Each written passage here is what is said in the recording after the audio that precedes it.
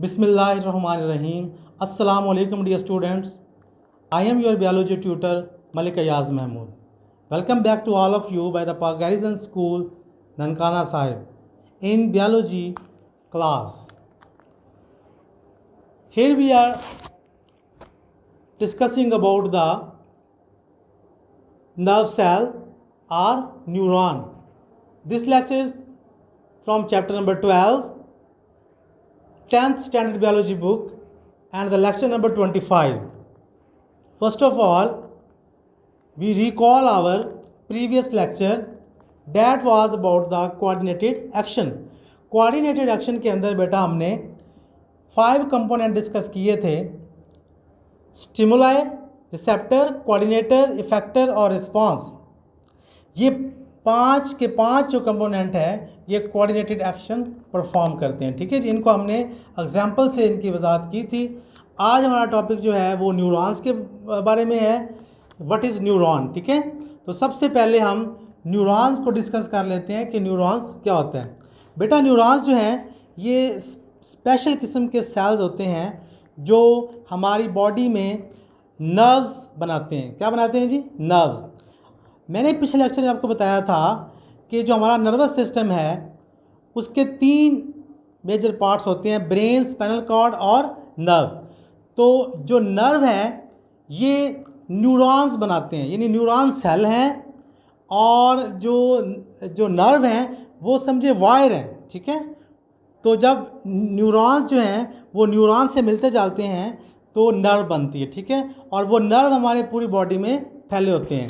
तो नर्व जो है वो मैंने बताया कि वो स्पेशलाइज्ड किस्म के सेल्स होते हैं जिनका काम होता है कि वो नर्व इम्पल्स को रिसेप्टर से रिसीव करके कोऑर्डिनेटर को देते हैं, और फिर जो है वो कोऑर्डिनेटर से रिसीव करके नर्व इम्पल्स को इफेक्टर तक ले जाते हैं। ठीक है जी, प्रॉपर डिफाइन करते हैं हम यहाँ पे। दे आर द, ये न्यूरॉन की डिफाइन है, they are the specialised cells that are able to conduct nerve impulse from receptor to coordinator and from coordinators to effectors. मैं उम्मीद करता हूँ कि आपको रिसेप्टर, कोऑर्डिनेटर और इफेक्टर्स के बारे में पता होगा, क्योंकि हम इसको प्रीवियस लेक्चर में इनको डिफाइन भी कर चुके हैं और वजाहत के साथ पढ़ भी चुके हैं। ठीक है जी, तो यहाँ पे एक वर्ड आया है नर्व इम्पल्स। नर्व इम्पल्स जो होती है ना बेटा, वो एक ऐसा मैसेज है जो ट्रैवल करता है अलॉन्ग द नर्व या न्यूरॉन। ठीक है, तो व्हाट इज़ नर्व इम्पल्स, इसको हम डिफाइन कर लेते हैं। नर्व इम्पल्स किसे कहते हैं? ठीक है जी, तो बेटा नर्व इम्पल्स जो है ये एक वेव है ऑफ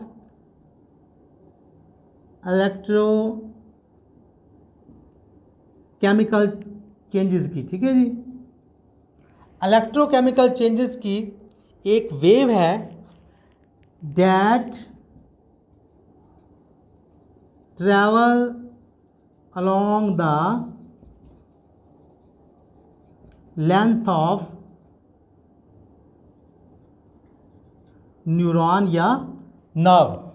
ठीक है जी, तो ये बेटा नर्व की नर्व इम्पल्स की डिफाइन है। ठीक है जी, क्लियर हो गया? यानी ये एक ऐसी वेव है इलेक्ट्रोकेमिकल चेंजेस की जो ट्रैवल करती है along the length of neuron. Neuron में ट्रैवल करती है, यानी आप समझिए कि ये एक मैसेज है जो ट्रैवल करता है नर्व में या न्यूरॉन्स के अंदर। ठीक है जी, तो बेटा ये जो न्यूरॉन है ये ह्यूमन बॉडी के अंदर जो नर्वस सिस्टम होता है उसका बेसिक यूनिट है। हमारा जो नर्वस सिस्टम है उसका जो बेसिक यूनिट है वो हमारे पास क्या है? न्यूरॉन। ठीक है जी, न्यूरॉन हमारे नर्वस सिस्टम का बेसिक यूनिट है। इसका मतलब ये हुआ कि चूंकि नर्वस सिस्टम जो है वो ब्रेन, स्पाइनल कॉर्ड और नर्व्स पर मुश्तमिल है, तो न्यूरॉन जो है इनको कंस्ट्रक्ट करता है, बेसिक यूनिट है। जैसे हमारी बॉडी का बेसिक यूनिट सेल है, तो सेल मिलकर हमारी बॉडी बनाता है, तो लिहाजा न्यूरॉन जो है ये मिलकर क्या बनाता है? ये बनाता है नर्वस सिस्टम। ठीक है, और ह्यूमन नर्वस सिस्टम के अंदर बिलियंस ऑफ न्यूरॉन्स पाए जाते हैं, बिलियंस ऑफ न्यूरॉन्स, ठीक है जी। और इसके साथ साथ कुछ सपोर्टिंग सेल्स भी मौजूद होते हैं। इन सपोर्टिंग सेल्स को हम न्यूरोग्लियल सेल्स भी कहते हैं, ठीक है जी, न्यूरोग्लियल सेल्स। इन सपोर्टिंग सेल्स को हम न्यूरोग्लियल सेल्स भी कहते हैं। क्या कहते हैं? न्यूरोग्लियल सेल्स, ठीक है। ये आपने याद रखना है कि न्यूरॉन्स को फंक्शन परफॉर्म करने में कुछ ऐसे सेल्स होते हैं जो सपोर्ट करते हैं, उनको हम न्यूरोग्लियल सेल्स कहते हैं, ठीक है जी। तो बेटा इस तरह से आप इसको डिफ़ाइन करेंगे नर्व सेल्स को। जब इसकी डिफ़ाइन आए तो आपने नर्व सेल्स को पहले इसको डिफ़ाइन करना है, उसके बाद आपने बताना है कि ये हमारे नर्वस सिस्टम का बेसिक यूनिट है और हमारी बॉडी के अंदर बिलियंस ऑफ न्यूरॉन्स पाए जाते हैं और उसके साथ हमारा जो है वो न्यूरोग्लियल सेल्स भी मौजूद होते हैं जो कि सपोर्टिंग सेल्स होते हैं। इसके बाद बेटा हम न्यूरॉन का स्ट्रक्चर डिस्कस कर लेते हैं। हम डायग्राम की तरफ आते हैं। ये एक मोटर न्यूरॉन की डायग्राम है, ठीक है जी। ये एक मुकम्मल न्यूरॉन है, ये एक सेल की डायग्राम है, ठीक है। तो आप इसमें देखें कि इसमें सबसे ऊपर ये जो आपको ऊपर बॉडी नज़र आ रही है, इसको हम कहते हैं सेल बॉडी। क्या कहते हैं जी? इसको हम कहते हैं सेल बॉडी। और ये इसकी जो बाहर की तरफ एक्सटेंड हुआ पार्ट है, ये नीचे की तरफ, इसको हम कहते हैं एक्सॉन। यहाँ से लेकर यहाँ तक पूरे को हम क्या कहते हैं? एक्सॉन, ठीक है जी। सेल बॉडी के ये एक्सॉन जो है ये सेल बॉडी से बाहर की तरफ आ रहा है, ठीक है। और इसके अलावा सेल बॉडी से और भी स्ट्रक्चर बाहर की तरफ आ रही हैं, आपको नज़र आ रही होंगी ये, ठीक है ना जी, इस तरह से। तो ये जो स्ट्रक्चर्स हैं ये कहलाती हैं डेंड्राइट्स। क्या कहलाती हैं? ये डेंड्राइट्स कहलाती हैं, ठीक है जी। और आप उसके बाद सेल बॉडी के अंदर न्यूक्लियस होता है और इसमें इसके अलावा ये साइटोप्लाज्म है। क्या है जी? साइटोप्लाज्म। देन अगर आप नीचे आ जाएं एक्सॉन पे तो आप देख रहे हैं यहाँ पे माइलिन शीथ है, नोड ऑफ रेनवेयर है, श्वान सेल्स है। इन सब को हम वन बाय वन एक्सप्लेन करते हैं, ठीक है जी। सबसे पहले हम एक्सप्लेन करते हैं सेल बॉडी को। तो बेटा सेल बॉडी जो है ये आपको नज़र आ रही है, ये पूरी ये जो है ये इसको एक्सॉन का निकाल के ऊपर जो आपको नज़र आ रही है ये वाली, और डेंड्राइट्स को निकाल के ये जो राउंड शेप में है, ये किसे हम कहते हैं? Cell body. तो सेल बॉडी में आप देखें कि सेल बॉडी के अंदर क्या क्या मौजूद है। सेल बॉडी के अंदर एक तो न्यूक्लियस मौजूद है और इसके अलावा इसके अंदर साइटोप्लाज्म मौजूद है, ठीक है जी। ये सेल बॉडी की बात हो रही है, ठीक है। सेल बॉडी से दो तरह की स्ट्रक्चर्स जो हैं वो एक्सटेंड हो रही हैं आउटसाइड। तो एक को हम कहते हैं डेंड्राइट्स, ठीक है, और दूसरे को हम कहते हैं एक्सॉन, ठीक है। तो बेटा एक्सॉन जो है वो नीचे की तरफ ये आप देख रहे हैं एक्सटेंडेड पार्ट है जो कि एक्सटेंड हो रहा है फ्रॉम द बॉडी। और एक्सॉन जो है ये कंडक्ट करता है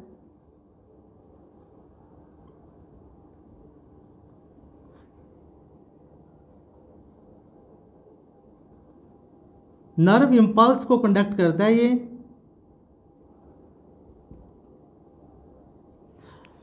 from cell body to the away from the cell body कह रहे हैं, ठीक है। कंडक्ट करता है away from the cell body, यानी ये मैसेज को सेल बॉडी से लेकर आगे ये अगले न्यूरॉन को दे देता है, ठीक है जी। इसी तरह जो डेंड्राइट्स हैं, डेंड्राइट्स क्या करते हैं? ये भी नर्व इम्पल्स को कंडक्ट करते हैं फ्रॉम, या आप कह लें टूवर्ड द सेल बॉडी, ठीक है जी। इनका ये फंक्शन है, यानी डेंड्राइट्स जो हैं वो नर्व इम्पल्स को सेल बॉडी की तरफ लेकर आते हैं और फिर सेल बॉडी से एक्सॉन जो है वो नर्व इम्पल्स को लेकर आगे की तरफ दूसरे न्यूरॉन की तरफ ले जाता है। ठीक है जी। इसके बाद हमारे पास श्वान सेल्स हैं, ये आप देख रहे हैं श्वान सेल्स। श्वान सेल जो है इनका क्या काम है? श्वान सेल जो है बेटा ये लोकेट होते हैं on the axon, locate on axon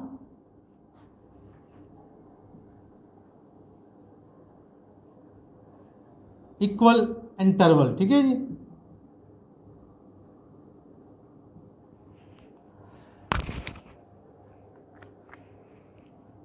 ये एल है। ठीक है जी। तो श्वान सेल बेटा एक्सॉन के ऊपर आप देख रहे हैं कि ये लोकेट हैं, अटैच हैं एक्सॉन के साथ, और ये इक्वल इंटरवल से मौजूद हैं इसके ऊपर। ठीक है। कुछ जो श्वान सेल्स होते हैं, अच्छा श्वान सेल्स को हम न्यूरोग्लियल सेल्स भी कहते हैं। ठीक है, पीछे हमने पढ़ा है, क्योंकि जो श्वान सेल्स हैं ये न्यूरॉन्स नहीं हैं, ना ये न्यूरॉन्स का हिस्सा है। ठीक है, तो ये सपोर्टिंग सेल्स हैं, तो इनको हम जो है वो न्यूरोग्लियल सेल भी कह सकते हैं। ठीक है, तो ये न्यूरोग्लियल सेल्स हैं क्योंकि ये सपोर्टिंग सेल्स हैं। ठीक है, तो कुछ न्यूरॉन्स के अंदर जो श्वान सेल्स होते हैं वो एक फैटी लेयर जो है वो रिलीज करते हैं, फैटी मटेरियल। फैटी मटेरियल जो है वो ये रिलीज करते हैं। ठीक है, जिसको हम कहते हैं माइलिन शीथ। क्या कहते हैं? Myelin sheath. माइलिन शीथ जो होती है ये गैर मुसल होती है, यानी ये इंसुलेटर होती है, इंसुलेटर या इंसुलेटर या इंसुलेट। ठीक है जी, ये इंसुलेटर होती है, यानी ये हरारत की गैर मुसल होती है, इसमें से कोई इलेक्ट्रिक करंट वगैरह या कोई मैसेजिंग नहीं हो सकती। ठीक है, ये गैर मुसल होती है, माइलिन शीथ की बात हो रही है। तो लिहाजा ये मैंने बताया कि ये ख़ास इंटरवल से मौजूद होते हैं श्वान सेल्स एक्सॉन के ऊपर। तो इनके दरमियान में जो है वो कुछ पॉइंट्स होते हैं जो नॉन माइलिनेटेड पॉइंट्स होते हैं, नॉन माइलिनेटेड पॉइंट्स होते हैं जिनको हम कहते हैं नोड ऑफ रेनवेयर।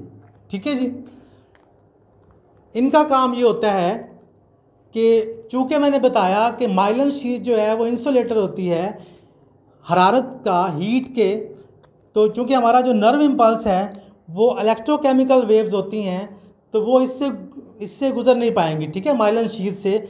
माइलिन शीथ इनके ऊपर लगी होती है, तो यहाँ से नर्व इम्पल्स इनके अंदर से नहीं गुजर सकती। ठीक है जी, तो लिहाजा माइलिन शीथ जो है वो जब ट्रैवल करेगी तो वो यहाँ से जंप करेगी। क्या करेगी? जंप करेगी। ये नर्व इम्पल्स जो है ये जंप करेगी और नोड टू नोड जाएगी, नोड ऑफ रेनवेयर। ठीक है, नोड टू नोड मूव करेगी। ठीक है, और इस तरह की जो हमारे पास मूवमेंट होती है नर्व इम्पल्स की, उसको हम कहते हैं साल्टेटरी इम्पल्सेस। इस तरह की इम्पल्सेस को हम साल्टेटरी इम्पल्सेस कहते हैं। ठीक है जी, ये आपको समझ आ गई। साल्टेटरी इम्पल्सेस कौन सी इम्पल्सेस होती हैं? यानी जो नोड टू नोड ट्रैवल करती हैं, जंप करती हुई जाती हैं, जंपिंग नर्व इम्पल्स। ठीक है, जो जंपिंग नर्व इम्पल्स होती हैं अगर इसके अंदर से गुजरेंगी तो फिर टाइम भी लगेगा, लेकिन इसके ऊपर चूंकि माइलिन शीथ है तो माइलिन शीथ की वजह से ये सेल के अंदर दाखिल नहीं होती, ये ऊपर से नोड टू नोड, ये जो गैप हैं इनको हम नोड कहते हैं, नोड ऑफ रेनवेयर। तो यहाँ से ये नोड टू नोड ट्रैवल करती हुई आगे गुजर जाती है, इससे इसकी स्पीड भी ज़्यादा होती है। ठीक है, और ऐसी नर्व इम्पल्स को जो जंप करती हुई ट्रैवल करती है उसको हम कहते हैं साल्टेटरी इम्पल्सेस, यानी जंपिंग इम्पल्सेस। इनको हम जंपिंग इम्पल्सेस भी कहते हैं।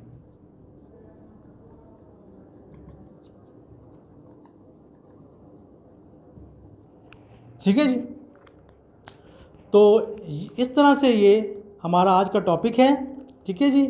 इसमें हमने न्यूरॉन को डिफ़ाइन किया है और उसकी स्ट्रक्चर को डिस्कस किया है, ठीक है जी।